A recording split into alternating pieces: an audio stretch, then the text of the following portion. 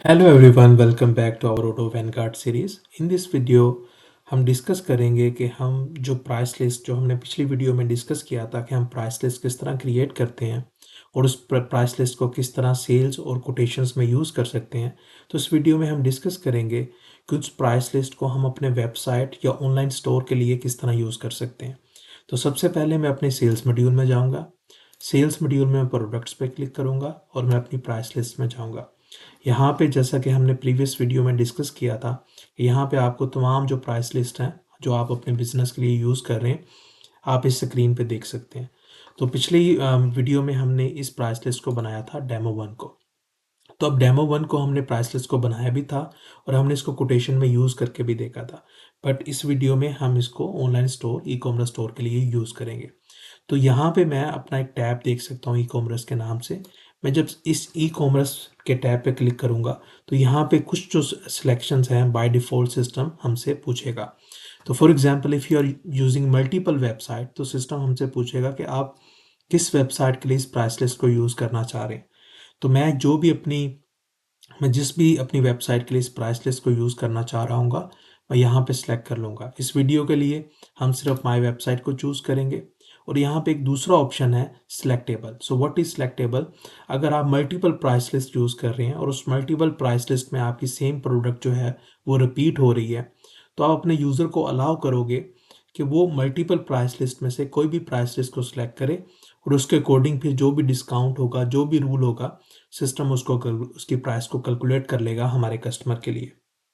तो मैं इसको सिलेक्टेबल को चेक करता हूँ ताकि ये फंक्शनैलिटी मैं आपको शो कर सकूँ कि ये ओडो ई कॉमर्स स्टोर में किस तरह वर्क करती है। इसको सेव करेंगे, प्राइस लिस्ट में आएंगे तो आप यहाँ पे देख सकते हैं कि ये डेमो जो है वो भी सिलेक्टेबल है और जो EUR की जो प्राइस लिस्ट है वो भी सिलेक्टेबल है। इसके अलावा हमारे पास और भी डिफरेंट प्राइस लिस्ट हैं, जैसे कि डिफ़ॉल्ट है, क्रिसमस है और एक और क्रिसमस की प्राइस लिस्ट है जो कि अनसिलेक्टेबल है। तो अब मैं वेबसाइट में जाऊँगा, अपने वेबसाइट के मॉड्यूल में जाऊँगा।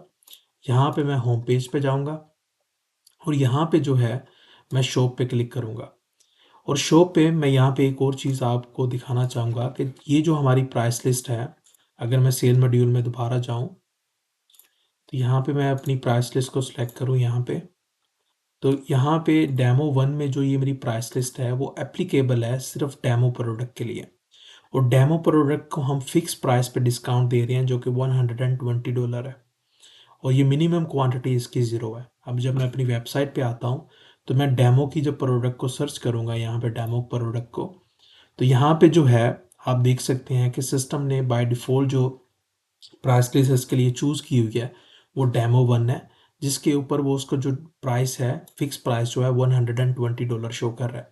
तो अगर फॉर एग्जांपल मैं इसकी एक दूसरी प्राइस लिस्ट को यूज़ करूँगा यूरो को, तो सिस्टम उसके अकॉर्डिंग जो भी जहाँ पे वो प्रोडक्ट यूज़ कर रहे हैं हम, उसके अकॉर्डिंग उस प्राइस लिस्ट की कैलकुलेशंस कर देगा। अब यूरो की जो प्राइस लिस्ट में उसकी कैलकुलेशन हो रही थी वो इसके अकॉर्डिंग हो रही थी, जो फाइनल वैल्यू जो सिस्टम ने हमें फार्मूला के बेस के ऊपर दी वो $192 है। बट अगर मैं दूसरी प्राइस लिस्ट यहाँ पे सिलेक्ट करता हूँ डेमो 1, तो यहाँ पे जो सिस्टम हमें प्राइस शो कर रहा है वो $120 है। और यहाँ पे आप देख सकते हैं जो सिलेक्टेबल का ऑप्शन है, इसमें सिर्फ दो प्राइस लिस्ट जो हैं वो सिस्टम हमें शो कर रहा है, यूरो की और डेमो 1 की। बाकी जितनी भी प्राइस लिस्ट यहाँ पे मैंने आपको दिखाई थी जो सिलेक्टेबल नहीं थी, उनको सिस्टम वहाँ पे शो नहीं कर रहा। तो मीन इसका मतलब ये है कि जो यूज़र है, जो भी अगर हम डिफरेंट प्राइस लिस्ट बनाते हैं, उसका सिलेक्टेबल का ऑप्शन देते हैं, तो जो हमारा कस्टमर होगा वो अपनी वेबसाइट के ऊपर, हमारी वेबसाइट के ऊपर इनमें से सिलेक्ट कर लेगा कि किस प्राइस लिस्ट के साथ वो जाना चाह रहा है और उसके अकॉर्डिंग देन सिस्टम जो है वो उस कैलकुलेशंस को इम्प्लीमेंट कर देगा। तो इस वीडियो में हमने डिस्कस किया कि हम किस तरह कोई भी प्राइस लिस्ट है उसको एप्लीकेबल कर सकते हैं अपने ई कॉमर्स स्टोर के लिए और इसी ई कॉमर्स स्टोर के ऊपर हम सिलेक्टेबल का ऑप्शन किस तरह यूज़ कर सकते हैं। आई होप कि इस वीडियो से आपको जो है आप नेक्स्ट आपको हेल्प मिलेगी कि आप इस प्राइस लिस्ट को अपनी वेबसाइट के लिए किस तरह यूज़ कर सकते हैं।